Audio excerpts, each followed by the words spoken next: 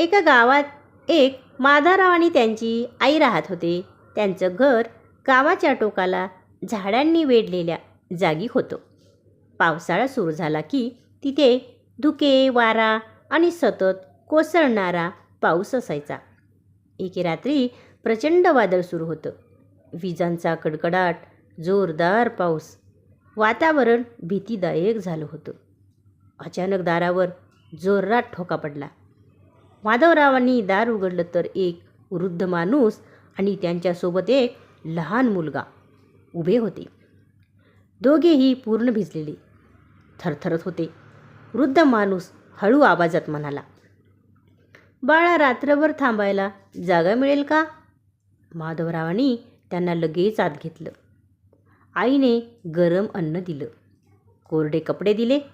त्या वृद्धांच्या डोळ्यात एक वेगळीच शांतता होती. जेवताना तो म्हणाला, "तुमची माणुसकी आयुष्यभर लक्षात राहील." रात्री सगळे झोपले.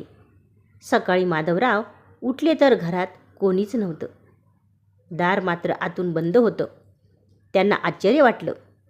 अंगणात गेले तर तिथे चिखलात 2 पावलांचे ठसे होते आणि जिथे ते ठसे संपत होते तिथे एक छोटी पिशवी ठेवलेली होती. पिशवीत काही पैसे आणि एक चिठ्ठी होती. ज्यांच्या मनात दया असते त्यांचं घर देवांचं घर असतं. त्या दिवसानंतर माधवरावांच्या आयुष्यात हळूहळू चांगले बदल घडू लागले. शेतीत भरपूर पीक आलं. घरात सुख समाधान वाढलं. माधवराव नेहमी म्हणायचे, "त्या रात्री आलेले पाहुणे माणूस होते की देव, पण त्यांनी आम्हाला माणुसकीचा खरा अर्थ शिकवला." बोध: संकटात आलेल्या माणसाला मदत करणे म्हणजे देवाची सेवा करणे. खरी माणुसकी कधीच वाया जात नाही.